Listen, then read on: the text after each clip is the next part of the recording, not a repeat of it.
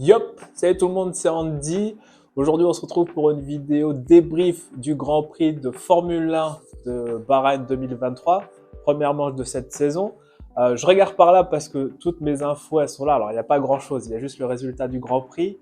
Je vais passer par trois points, trois grands points que je vais aborder. Donc, le premier point, ça va être la domination de Red Bull et de Verstappen, de Red Bull dans son ensemble.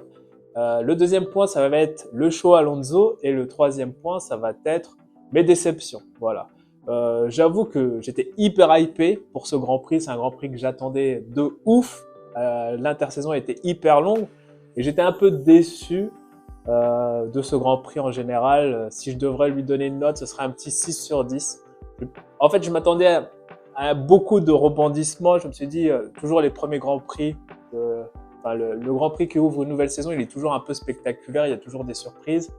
Là, je trouve que bon, il n'y a pas eu de grands bouleversements. Mais bon, alors, le premier point, la domination de Red Bull et de Verstappen. Alors, on savait qu'ils étaient costauds, ils sont favoris, mais je m'attendais pas à une telle démonstration de force dès le premier Grand Prix, parce que souvent, par le passé, toujours les premiers Grands Prix, bah, c'est un peu compliqué, c'est un peu difficile.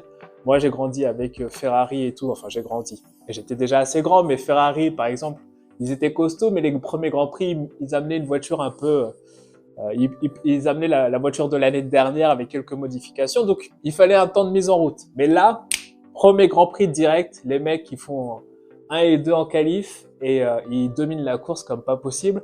Et tu sens une espèce de puissance. Alors, j'ai envie de dire, c'est beau à voir. C'est vrai que la Formule 1, pour moi, c'est pas que les dépassements, les accrochages et tout ça. Quelque part, même si le Grand Prix était un peu ennuyant, cette démonstration de force de Red Bull était quand même assez agréable à voir. Je suis pas fan de Red Bull, je suis un Ferrari fan, mais c'était magique. Enfin, c'était pas magique, mais il y avait, c'est ça la Formule 1 quelque part. C'est cette démonstration de force, cette maîtrise de Verstappen et de l'équipe Red Bull était quand même assez belle à voir. Donc ouais, pour moi c'est ça le premier point. Le deuxième point, ça va être le show Alonso. Alors là, j'avoue que moi j'ai suivi un peu les essais libres et les qualifs et j'étais assez surpris. J'ai fait non, c'est pas possible. Alonso, il a eu le meilleur temps en free practice 2 et 3 je crois. Et donc ouais, j'ai fait c'est pas possible. Je me disais Mercedes doit cacher son jeu. Red Bull, je savais, tu vois, parce qu'ils étaient pas trop loin, mais je me suis dit Mercedes, ils sont trop loin, ils doivent cacher leur jeu. Et ben non.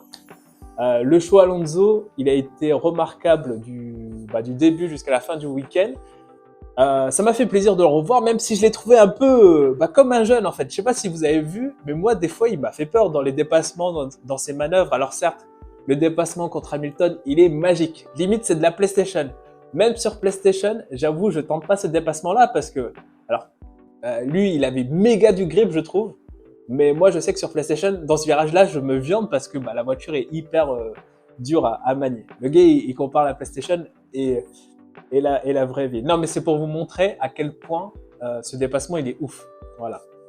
Mais ouais, et il a été un peu excité, je trouve, parce que des fois, surtout avec Carlos Sainz, il a fallu se toucher et tout. Moi, perso, alors c'est mon avis de mec qui a jamais conduit en Formule 1, mais moi, quand c'est comme ça, je reste calme et j'active le DRS, tu vois. Et en fait, il a fait vraiment son show. Il a voulu vraiment montrer. Et je pense qu'il était hyper content d'avoir une très bonne voiture et de se battre pour une place comme ça au podium. Et il voulait vraiment montrer que voilà, il était là, quoi. Parce que le dépassement sur Hamilton, c'est vraiment, tiens, Lewis, je te montre que je suis là. Vas-y, casse-toi. Non, mais c'est vrai. Je pense que c'est vraiment ça. Et ça m'a fait plaisir. Je suis pas le plus grand fan d'Alonso. Ça fait partie des plus grands pilotes de tous les temps, certes, mais je suis pas le plus grand fan, vu que je suis fan de Schumacher et que Alonso, il m'a cassé la tête, pour pas dire autre chose, en 2005 et 2006. Voilà. Donc voilà le deuxième point. Et le dernier point, ça va être les déceptions. J'ai été très très déçu par les McLaren, mais ça tout le monde me le disait en fait. Je lisais un peu les articles et même la presse YouTube, oui, je sais pas si ça se dit. C'est vrai que McLaren, ça se sentait. Ma deuxième grosse déception, c'est quand même Mercedes. Mercedes, ça fait de la peine de les voir comme ça quand même. Parce que, de 1, moi je pensais vraiment qu'ils allaient être au même niveau que Ferrari.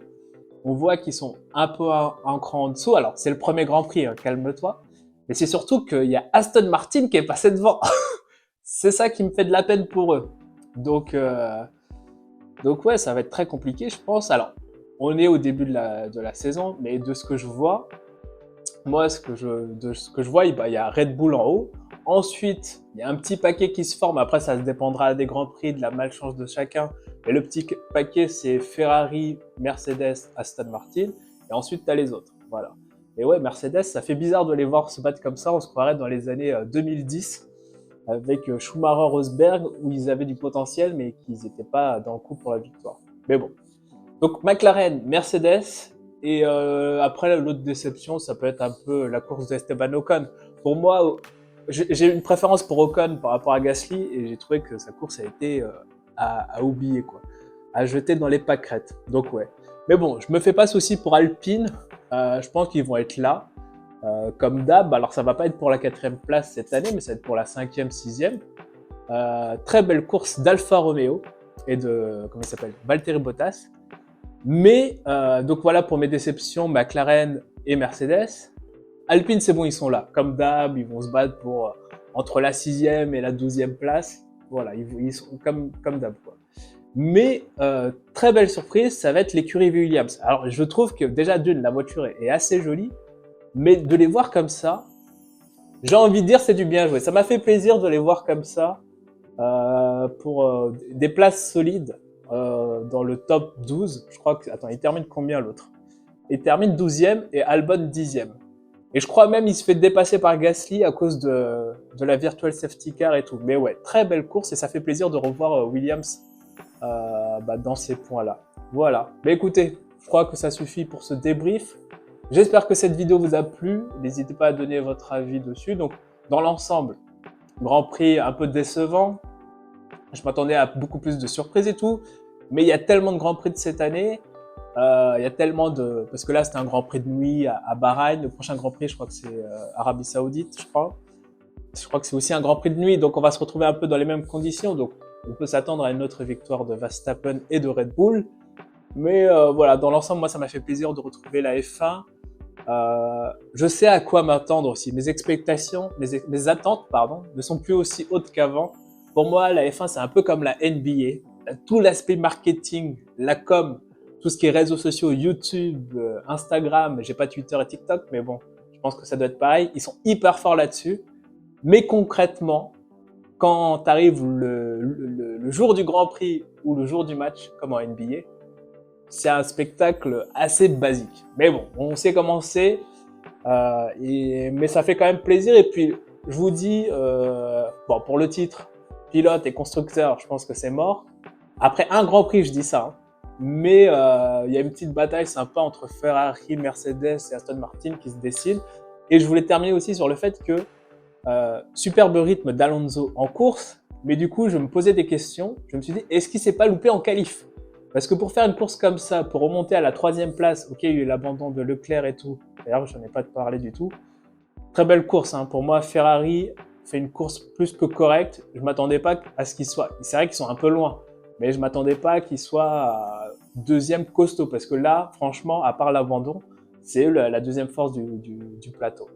Mais bon, oui, Alonso. Pour revenir sur Alonso, je me suis dit, en voyant son rythme en course et le grip que possède sa voiture, je me suis dit peut-être que le petit Fernando Alonso s'est peut-être un peu loupé en qualif. Parce qu'en qualif, si je me rappelle bien, il part... Ah non, il part 5e.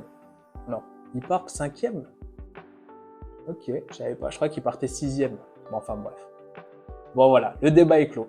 Mais il n'a pas loupé sa qualif.